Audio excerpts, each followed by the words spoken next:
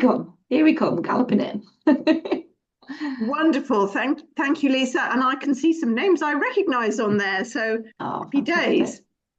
No, thank you. So this is our second one of the year now. It is, isn't it? I No, believe. Mm, didn't have I'm a not sure we did one in Did January, we? Lisa. It all just I know. it all just me. I don't know I about everyone know. else. January was I crazy. know. Just went by in a blur, didn't it? Yes, it did. So welcome everybody for we think our first Lisa and Pat Chat Compliance Clinic of the year.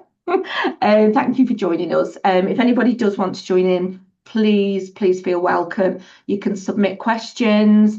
You can leave your camera off and eat your lunch in peace without us looking on jealous at what you're eating. More than happy. Pat, thank you. These sessions really are so helpful. And we've always agreed to kind of just keep it kind of current with no set topic Yeah. because we all know the world of compliance, it's just constantly throws things at us. So we want to always keep it current, don't we? Yeah, I've got a absolutely. few topics that have come across my bar over the last few weeks, things we've been working on in our practice. I say we, I mean Julie. He does such a wonderful job and is sat opposite me, so I can't take credit. But she looks after everything. But there are a few bits. But Pat, do you want to introduce yourself to those that don't know you and those that do? Obviously, know that hopefully this is going to be a really helpful session again. Yeah. Far away, Lisa. Wonderful. Let's talk sexual safety charter. Yes, indeed. Yes. What about it? So we've been for this is we would say for NHS practices, Yeah. predominantly, isn't it? So private ones, sorry, bear with us. But some of it is, kind of quite relevant anyway, whether you I have think to do that's it. the thing. I think for me anyway, just before we get into this any more detail, for me, whatever NHS practices have to do or are expected to do, it's very difficult to separate out why private practices should do anything different. Mm. It's the same with complaint procedures, isn't it? And Yes. we predominantly follow what is NHS complaint procedures, even though there's a private version, but it all pretty much follows the same vein. And a lot of it is, and a lot of the, HTM and things like that, it all refers to everybody. We're all kind of in the same boat. We're just a bit more regulated with an NHS contract, and they like to see absolute evidence of us Yes. following it, don't they? Yeah, absolutely true, Lisa. And I think also the NHS contract, if you step outside it, then there are NHS inspectors coming to, whack you on the wrists for getting that wrong. And of course, private practices don't have that. They have the other regulators, of course. But I think for me, it all boils down to compliance shouldn't ever be about doing things because the regulators tell us to, or because it's in a contract. It should be about doing the right thing because it's the right thing to do. And I think that's a really, really big thing for me with compliance. So, should we be concerned about this from a human perspective? Absolutely, we should. Should we only be concerned about it from a regulatory perspective? In my view, absolutely not. But I do get this, this difference between NHS and private practice, of course. But I struggle with why should private practices be any different, really? Yeah, no, totally agree. So for those of you that haven't dipped your toe into the safety charter, there's lots of information flying around at the moment about what you need to do. I know in our practice we've signed up and completed the primary care self-assessment checklist that is available. We've confirmed it on the national online form. We've also got our team doing some e-learning on chaperones and what we should do in practices. I personally felt it's very heavy on the hospital scenarios, Yeah. and Yeah, we have chaperones anyway, don't we? we In do. practices as our wonderful dental nurses. So it felt for me initially a little bit, is this a bit doctor's reception? Is this very much a hospital environment? And we've all seen in doctors' waiting rooms, if you are entitled to have a chaperone. Well, we've got chaperones anyway. Of But course. Yeah. our view on it was then, if we just have something that says you are entitled to have your own chaperone, and if available, if you don't want the chaperone that is available, if possible, we will provide another chaperone. So this is all not very easily manageable if we say. No, it's not. And the other thing we have to bear in mind, Lisa, of course, is that whilst the GDC says that you should never work without an assistant, so they should be present at all times, I think we all know that that's not how all hygienists work, either because they don't choose to, or because the practice principal doesn't feel that that will make any sense. So that's always for me been a really difficult area, actually, because GDC is very clear that all registrants treating patients clinically should be accompanied by somebody suitably qualified. Now, we all know that that doesn't happen. And also, I think that, yes, I'd like to think that every single dentist in the land constantly works with a dental nurse. That may or may not be true. I suspect it probably isn't true for absolutely every dentist. And then also, our nurses pop out to do other things. Sometimes, what do you do in a situation where a nurse calls in sick and you have to share one nurse between two dentists, or even worse, two nurses call in sick and you have to share one nurse between three dentists.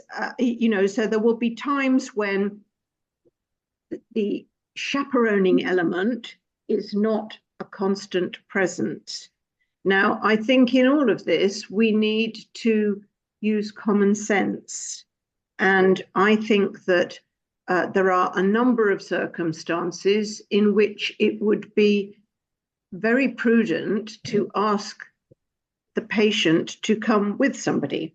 We all know, I think, the patients we think, oh, yeah, a bit high risk here in terms of what kind of a person they are and so on. So I think I don't think it is not applicable at all to us, the chaperoning element. I think that we just need to think carefully about it and use some common sense. So, does common sense say that, you've got two dentists who've largely got checkups in all day and one of their nurses calls in sick, that actually they should cancel all their patients? Probably not. But then would it therefore be sensible to try and arrange some other kind of some kind of cover that means that a dentist or a GDC registrant, I'm going to say now, is not left alone in the surgery?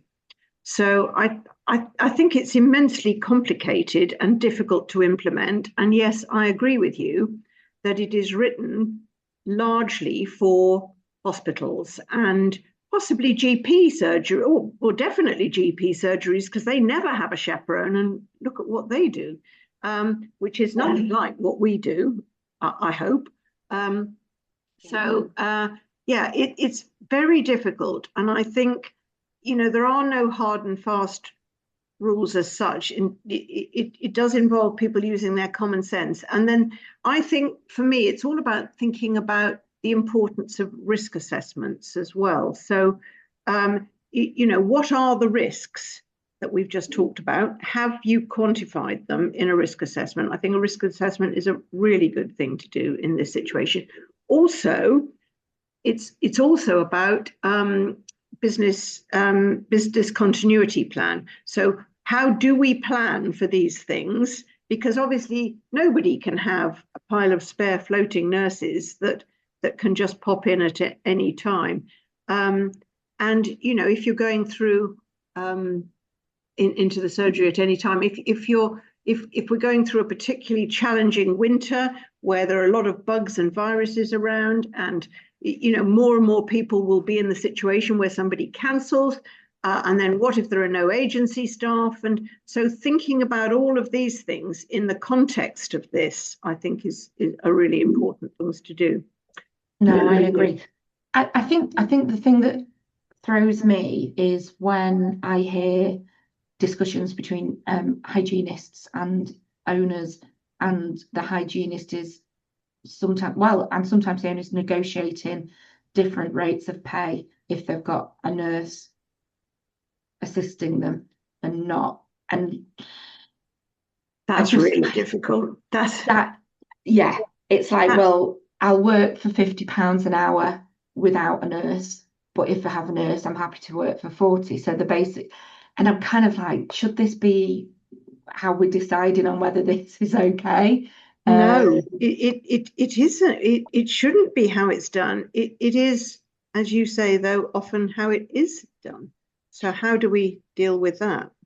I think you're right. I think you've got to weigh up the risks and the common sense side of things. For me, we've always erred on we don't want to leave ourselves vulnerable. And when I say ourselves, I mean the clinicians, because we all had those patients where the clinicians have said, oh, that patient, I know that patient's so awkward, or I've seen that patient that's come late and I've done it, I've managed to do it in the time that I had left.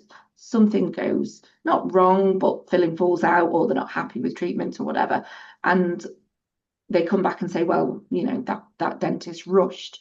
So we make decisions, but we've also got to, again, look at what consequences, what are the risks of something going wrong, and what might the consequences be, and weigh up actually what is going to leave us potentially vulnerable here. That kind of sort of brings us on to one of the other things that I wanted to talk to you about, because I'm very sort of risk averse. We want to make sure that we aren't getting the attention, one of any regulators, and paying special attention to some of the trigger areas, sort of complaints that are coming in. Yeah. What's our vulnerability of whistleblowing? I don't know any practice that has ever had a completely happy workforce and people have stayed forever quite content. Things go on in practices where employees know things aren't right, and it's the vulnerability, and the safety, obviously, but the vulnerability that scares me. They're looking at high patient turnovers, they're looking at online feedback patterns, aren't they? All of these things, I know that if we get some feedback that's kind of the same sort of feedback and they're not quite so positive, I'm kind of like, right, oh my gosh, this must be a pattern. There's a pattern here now. We need to pay attention. That's 2 people in the last few weeks that have said the same thing. Whether it's the dentist has been a bit sharp, patient felt a bit dismissed.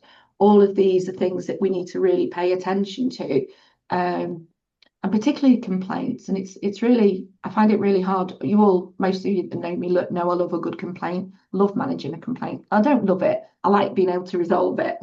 Yeah, sure. I understand that. Yeah. Yeah. And the vulnerabilities that are sometimes there and were very obvious and haven't paid attention to. Definitely. No, I couldn't agree more, Lisa. And also, I'm a massive fan of having a complaints tracker, so that on the tracker you log every single complaint. And bear in mind what, whilst you probably won't find this anywhere written on the GDC website, but the GDC's definition of a complaint is any expression of dissatisfaction about a service or standard of care, whether it is justified or not. Now, I haven't seen that on the GDC website recently, but it is the definition I use in my complaints lectures when I do this.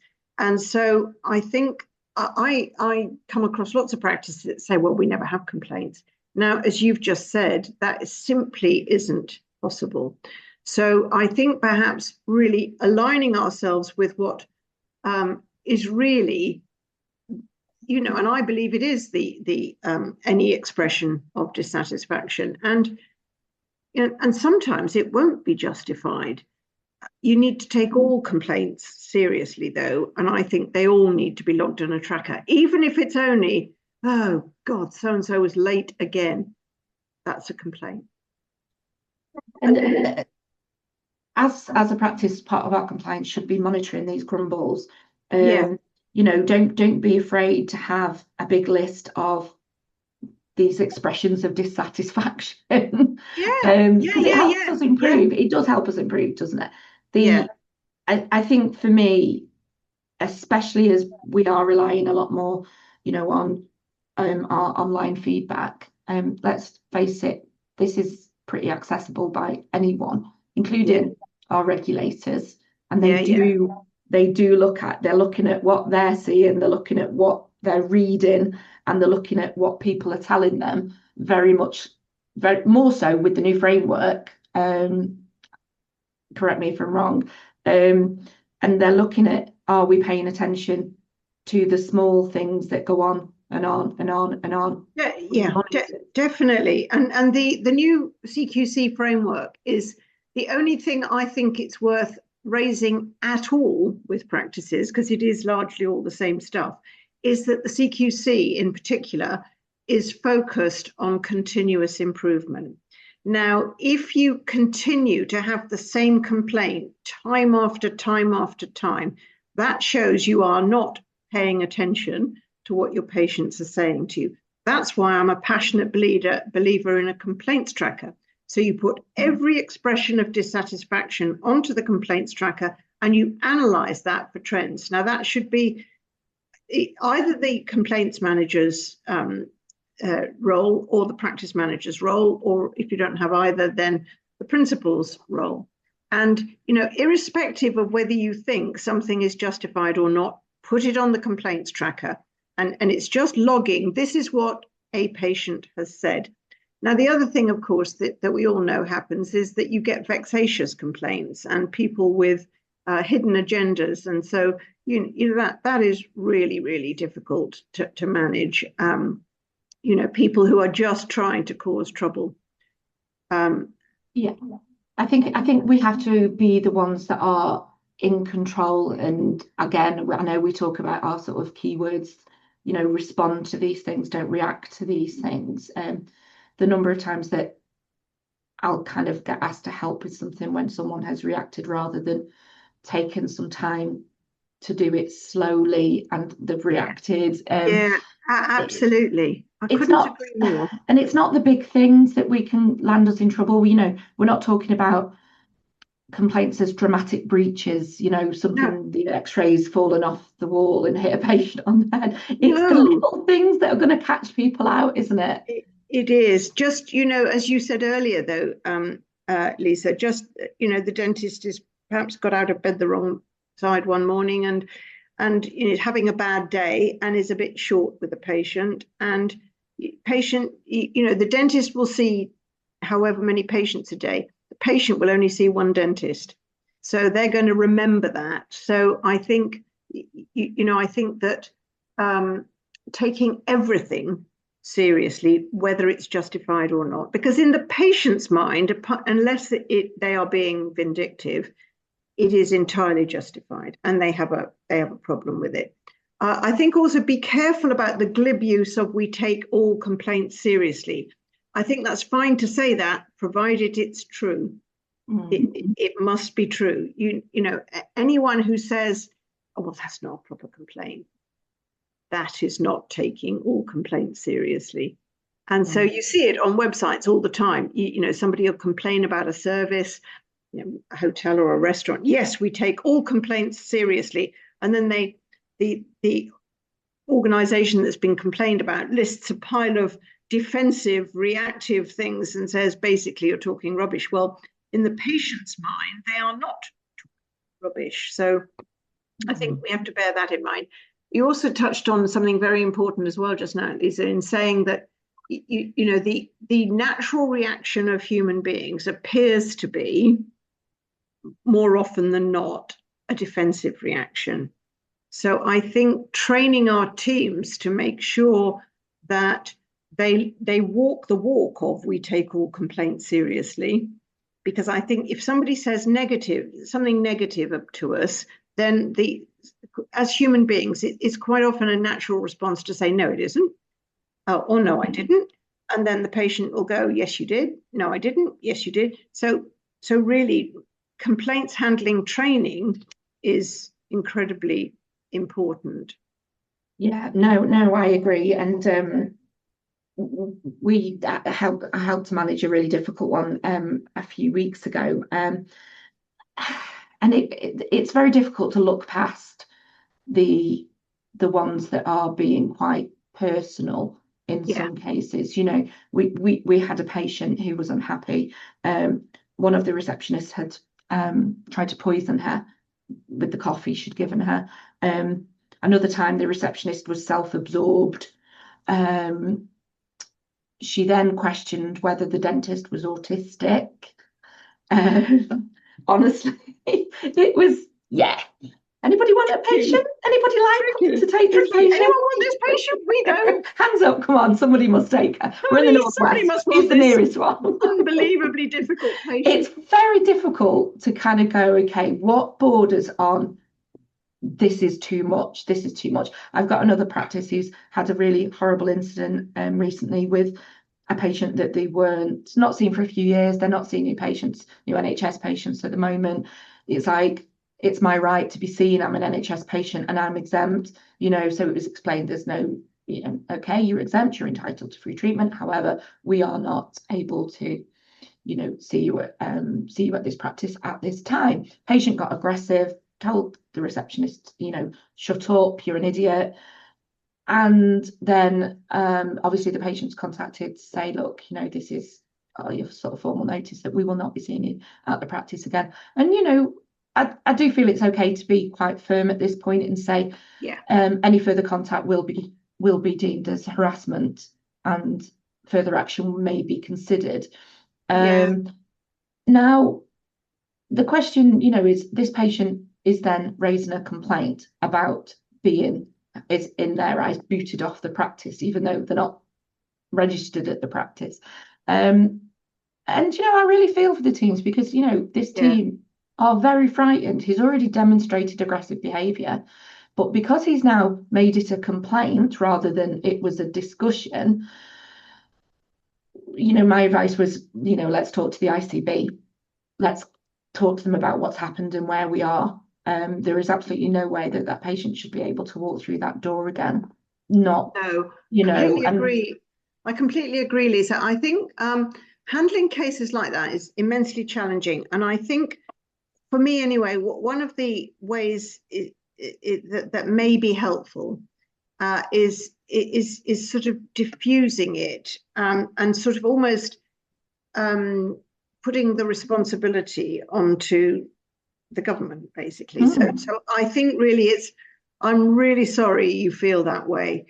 Our hands are tied and we are unable to take you on, or this is somebody who's complaining because they couldn't be taken on or because they, So that I think is easier than the NHS patient who then is unbelievably difficult that you want to get rid of. That is a more difficult thing. I think somebody who is complaining because you can't or are unwilling, and it doesn't really matter what the reason is, to take them on under the NHS. I think that approach is empathy with the patient. I can understand how frustrating this is for you. We don't make the rules of how the NHS operates, and at this practice we're just not able to do that. Our hands are tied, and I really do understand how incredibly frustrating it is for you, as it is for many other people.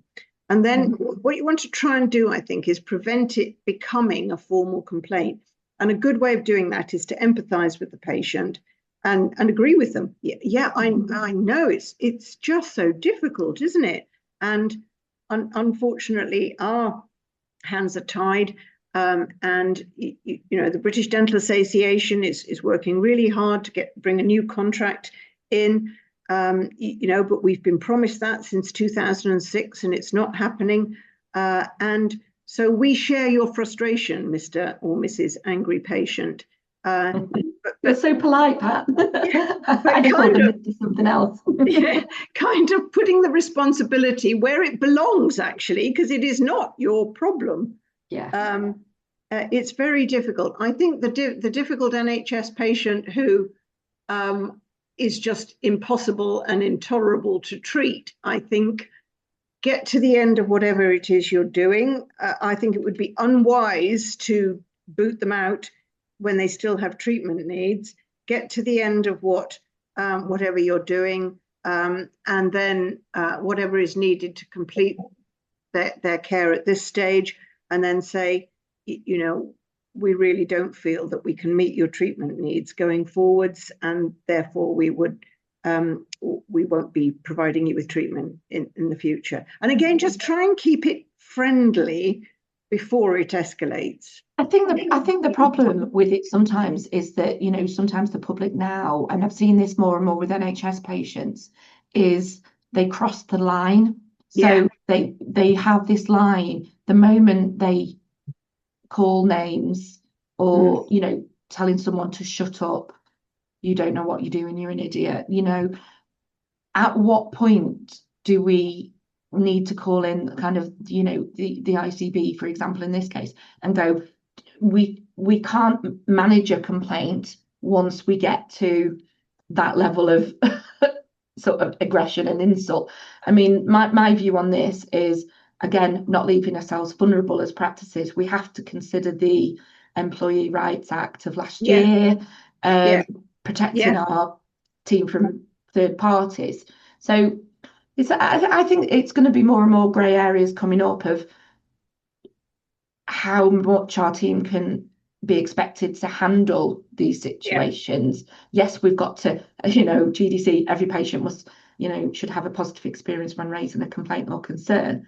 Well, not if they've crossed the line of, basic, not even manners, is it? It's, it's insults, it's aggression, whether verbal. Absolutely. And I think the world in general is becoming angrier, on pretty much every level. And so I think that, it's absolutely totally acceptable to have a zero tolerance policy towards verbal or physical abuse, and both are abuse. And so I think having tried Mr. Nicey Nicey, I understand your frustration. If that patient persists with name calling and verbal aggression, then it's, we do have a zero tolerance policy in this practice, Mr. or Ms. Very Angry Person. And, it is completely unacceptable to treat our staff in the way you are doing so. And we would ask that you leave the premises. Mm-hmm. And you might, in some situations, you might even, if physical aggression is threatened, you might need to call the police. And it's difficult. And I think it's a staged approach. So empathy, and it's not our fault we're in this position. And then when the patient gets angry, still a bit more empathy. And then when that continues, then I'm going to ask you to stop doing that. Angry patient. I've explained to you, very assertive, I've explained to you the reason we can't see you. You found it unacceptable. I'm now telling you it's unacceptable to speak to our team members in that way. And I'm going to ask you to stop right now. And then if they still continue, then I think you have to say, if you continue with this line of behaviour, I am going to have no choice but to call the police or whatever it is you feel is the most appropriate thing. Because if people are not having their anger, their verbal anger assuaged, then the chances are it'll turn physical. And also particularly in the areas of the country that are particularly deprived, and where there is a lot of anger in the community, then I think there's a real risk. And as you so rightly say, Lisa, we must protect our team members. That is the ultimate priority. So it's kind of a staged approach to it, is what I think. Yeah, no, I agree. I always try to do one step at a time. I always say Yeah, because it generally will nudge away until you get some form of yeah, resolution, one way or another, definitely. yeah, But again, exactly. don't be afraid to get some people involved, like Yeah, team. definitely. Don't be afraid. The ICB, they're there Yeah, for us. definitely. They're the ones that are potentially going to have to go find this patient another practice. Yeah, They probably absolutely. already know about this patient in a lot of Yeah, cases. yeah. They do the rounds, don't they? Okay, so thank you, Pat. That's really helpful. One of the other things that has been kind of appearing on my radar the last few weeks is making sure that we are documenting clear leadership within our teams, because this is one thing. I speak to many, many, many teams, and a lot of them are a little bit confused as to where the practice is, where it's going, who's really in charge, just who they go to with certain things, and what if in this case what would you go to. And these are obviously all things that we do get asked about, and we hope that our teams know, but when they're asked the direct question Yeah. so many times, but we need it documented, don't we? We want to make sure that we've got the leadership Clear lines of accountability, but also clear definitions of roles and responsibilities. Now, I'm going to speak as a dentist here now, and say that sadly, some of my dental colleagues have a very poor view of, understanding of, ability to engage with the idea that compliance is really important. And the issue with that is that it then kind of filters down through the whole practice. So I think that if a practice manager is dealing with a principal who really sees no reason at all to change anything they've done in the past, then I think they really need to pluck up the courage, I think it is in some situations, to ask the principal or the practice owner to be able to have a chat about this idea that leadership starts from the top and it pervades everything you do. I think in terms of your documentation, you're spot on. I think that it's all about roles, responsibilities, accountabilities, and also for the practice owner understanding that they are ultimately responsible. Now, the waters become more muddied when the practice manager is the registered manager with the CQC, because the registered manager has legal accountability alongside the principal. And I'm not sure all PM registered managers understand that. So it is in the practice manager's best interest to make sure that the principal is doing the things they should be doing. Yeah, so it's I think one of the areas that seems to be a bit of a weak spot with a lot of practices is also the infection prevention and control. It's kind of there's a lot of weak spots in a lot of practices. Talk to me about that, Lisa. Yeah, it's consistency. A lot of the time they know what they should be doing, and then it's, oh yeah, but the dentist doesn't like that, and doesn't want to find give me examples where we've got no decon people nurses aren't given enough time to get instruments through. So certain areas of validation the boxes aren't ticked, so to speak. And the team know, but ultimately their dentist wants this, and then they have to make compromises, and it really It's scares the hell terrible. out of me. That is terrible. I'm just writing an infection control presentation to give actually next week on a webinar, and that scares me as well. And it scares me that infection control audits are quite often meaningless because somebody's just they've been told to do an audit and they've just gone down and ticked everything. Now, everybody knows that isn't likely to be realistic.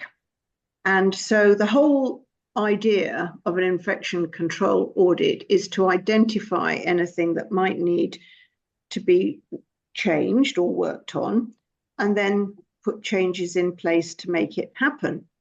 And so what does, in the situation you've just described, where there's somebody, nurses are not being given enough time to do the procedures correctly, and then also the infection control audit's just been tick, tick, tick, tick, tick.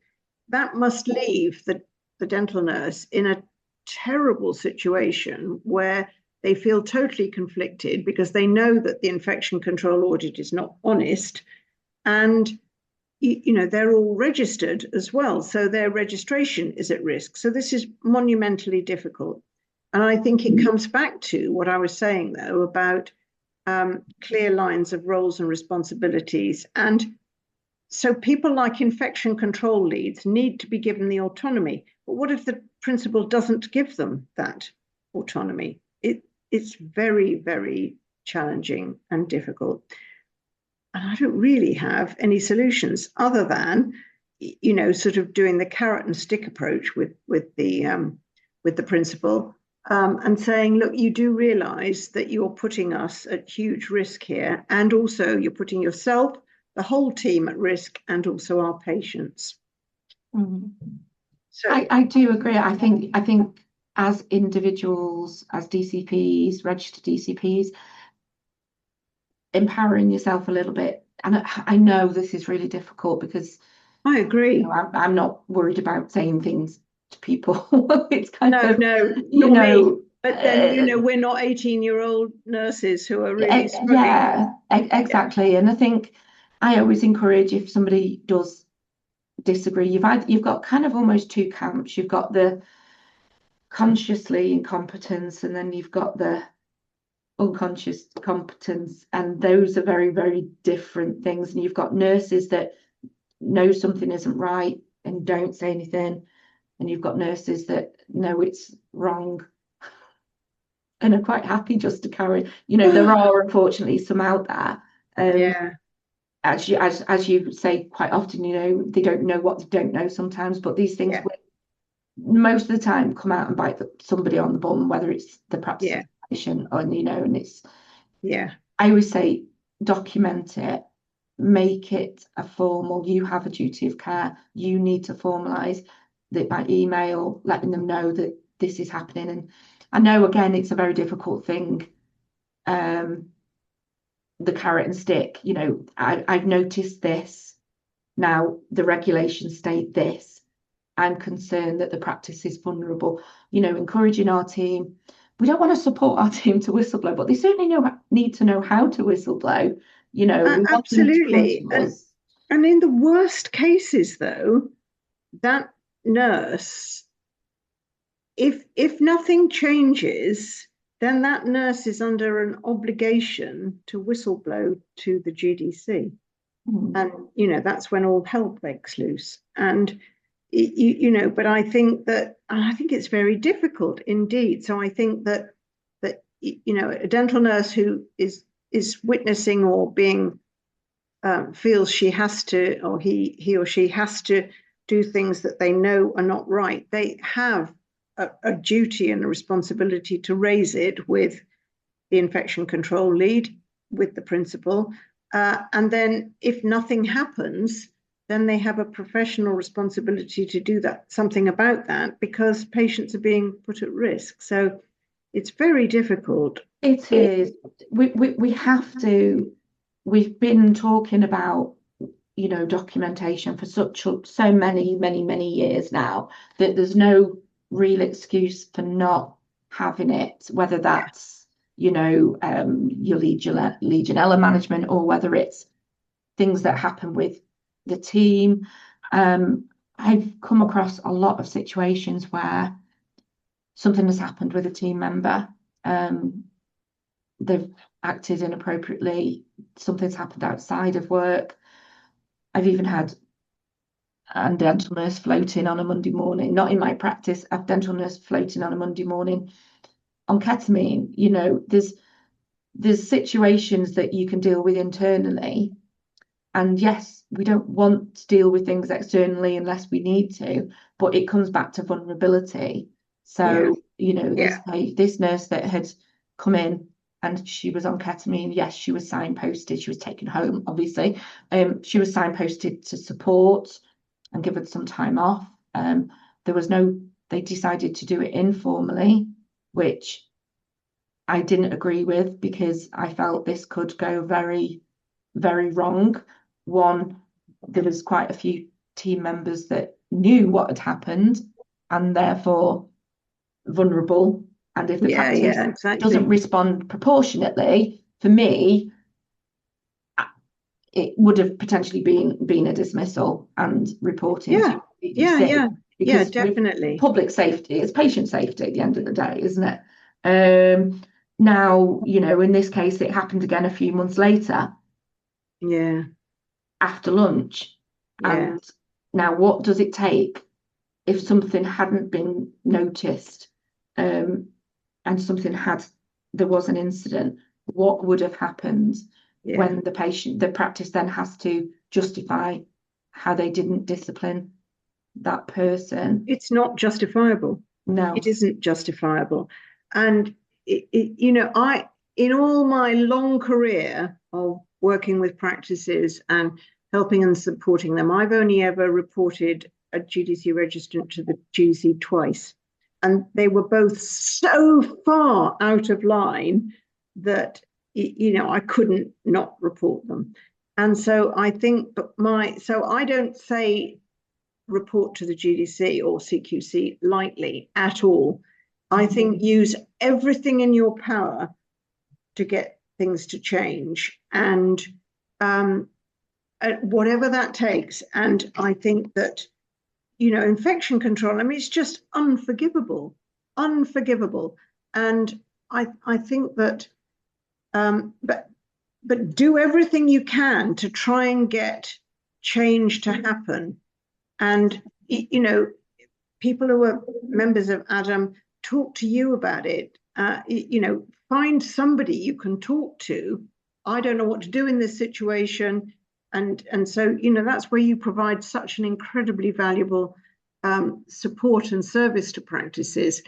Don't keep this to yourself. Tell somebody about it. And if you're getting nowhere in the practice, find somebody you can tell, somebody who's experienced these things themselves and can help and support you. It's the younger members of our team that I think that are particularly at risk. And then, of course, some of them will end up thinking, well, if they do it like that in this practice, it must be all right, because it's a really successful practice, and they've got a really great Instagram following, so it must be all right. Oh, it's perfect. And it just isn't. Oh, yeah. I've been in enough practices to know that what you see is Yeah. not the No, real absolutely. picture, Absolutely. But Absolutely. yeah, no, I think it's so important. And,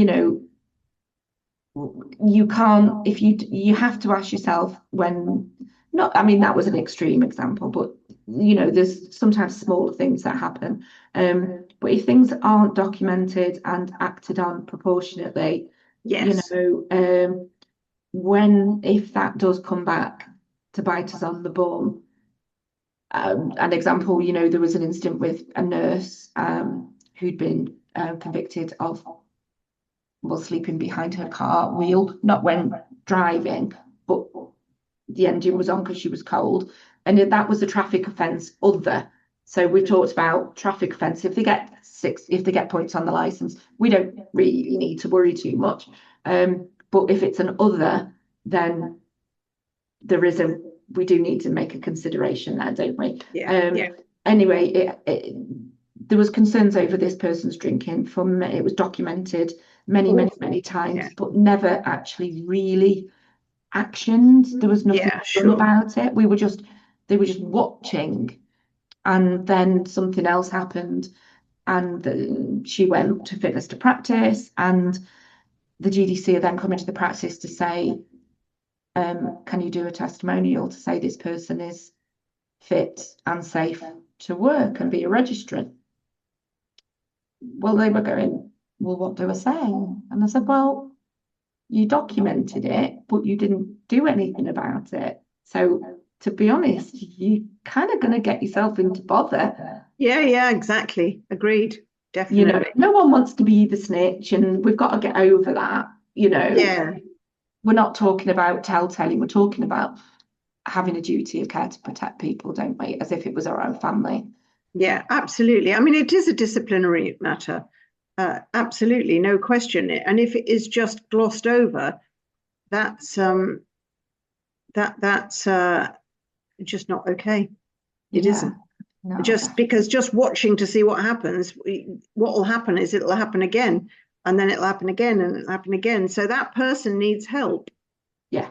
I mean, again, I know we're bang on about proportion. If somebody's repeatedly, comes in with bruises, and they've had they talk to people about how they drink a lot and things like that. Just pop in a support group that they can access on the work WhatsApp group. It's not proportionate.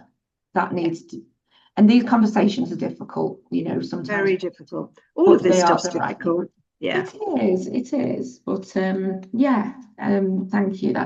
It's just proportionate. Do what you need to do to make sure they're okay and that the practice is protected. I think it's do the right thing in the right way at the right time for the right reasons. Yeah. Can't really go wrong if you do that. No, I agree. We're just getting up to 10 to, so we've got a few more minutes. Just wanted to touch on Legionella. Right. There's a lot of talk about practices doing, they have an external and then they don't ever have to do another external one again. And it kind of worries me a little bit. There's things like, I always say, there's things that we farm out and there's things we do in-house. And, that is kind of one thing that should practices be doing things because it's right more often, not just because they have to do it once every few years. Yeah, absolutely. So this is really difficult because there are some companies out there who will tell you have to have it done every 2 years, and it should always be done. Legionella testing should always be done externally. So there's never a time where Legionella testing should be done internally. It's whether or not it isn't true to say do it and then it's done forever, because particularly if you have a change in circumstances, so you have a change in water tank or something like that, then you must do it again. Where the responsibilities lie, though, and accountability lies, is so say you call a company in, you have your Legionella risk assessment done, your written scheme of examination and all that sort of thing. Whatever that company puts on your report for the next time you need to have it done, that is where the accountability lies. So, and most will say every 2 years, or sometimes maybe every 3 years. And additionally, if you have a change in circumstances, so a change to you have a new boiler installed or a new water tank or something like that, then always do it again. But practices doing DIY Legionella testing, no. And it also isn't true that you never need to have it done again. you do, if a Legionella testing company says to you, well, you need to have this done in 12 months, then you ask why. Why is that the case? We've got nothing on this Legionella assessment. We're not planning on changing anything. Why are you telling me it needs to be done again in a year? So challenge them. Yeah, no, absolutely. The other thing was, and this was quite interesting, where I was I saw you briefly at the North of England Dentistry show on Friday. I was only there for the morning. I didn't see you at all, Lisa. I was like a ninja. I was like a ninja. I was on the practice manager. I was on the Adam stand, but I'd only gone for the morning. I got a lot of meetings because I was sneaking off to the Lake District for the weekend. So I'd got a mission to be in a hot tub by about 3 o'clock. Yeah, I kept thinking I must go and speak to Lisa, and then suddenly I must now go and get my train I've booked. I know. No, it was a good show. It was a good show. But I got talking. I got interviewed by the dentistry compliance gang. And they'd come and filmed me and said, why do I like using it? What can people, expect from it? And they really grilled me.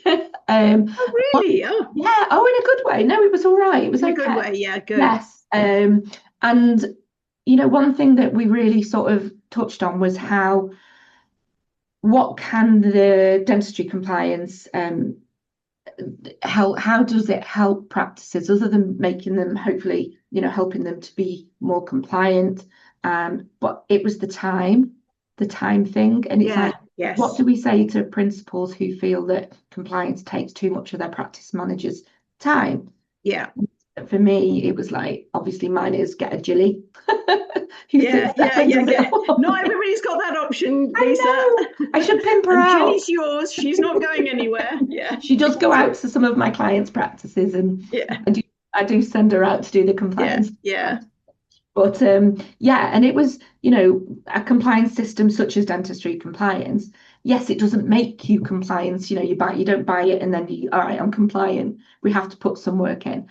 But as we put the work in, it should just save so much time for practice managers to be able to do other things, like, concentrating on the team, concentrating on practice growth, but all of these things kind of come back to compliance. Yeah, they do. All of them do, actually. And I think for us at Dentistry Compliance, the service we provide, software is software. Our software is great. Is it dramatically better than anybody else's? I'd like to think so. It probably isn't. What's the content of our software, though, is, I believe, second to none. I think what sets us apart as a company, though, also is the human touch, the professional touch. There is always somebody at the end of a phone, end of the phone to answer queries, a person, not any kind of electronic mechanism. So I think, yes, the idea is it does save practice managers' time, and the whole practice time. Quantifying that time, I think, would be a really interesting exercise to undertake, which I, as far as I know, but nobody has undertaken. But I think it would be a good thing to do. I think you're right, though, Lisa. Having a compliance system doesn't make you compliant, and we've gone into practices that have chosen a competitor, it was in the past, and then it's kind of hard to believe, but they think, well, now I've got a system, I don't need to do anything, and that isn't the case. The system is there to support you, not replace you.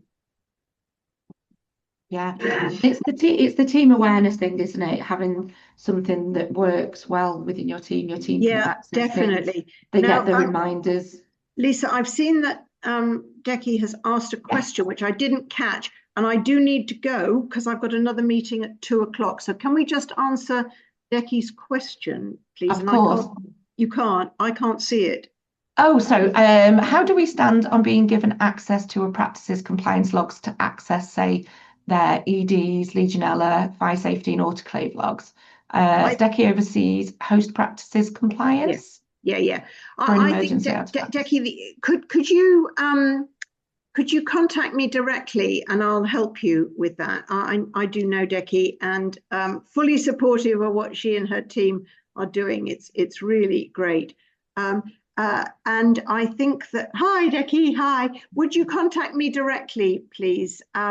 And if you've lost I've got your email address, so I'll email you as well, and then we can discuss that and take it offline, if that's okay. Good. So I do need to go now, Lisa. I'm really sorry. Yeah, no, that's fine. You disappear, Pat. We've got another quick question here from Sophie. So I'll look at see if we can answer that for it. If not, Sophie will be winging your way. Yeah. Okay. Yeah, Thank no you, problem. Pat. Just send it my way, please, Lisa. No problem at Thank all. you. We'll see Okay. you next month. See you next month. See everyone next month, and thank you. Thanks. Bye, Bye. Pat. Thank you.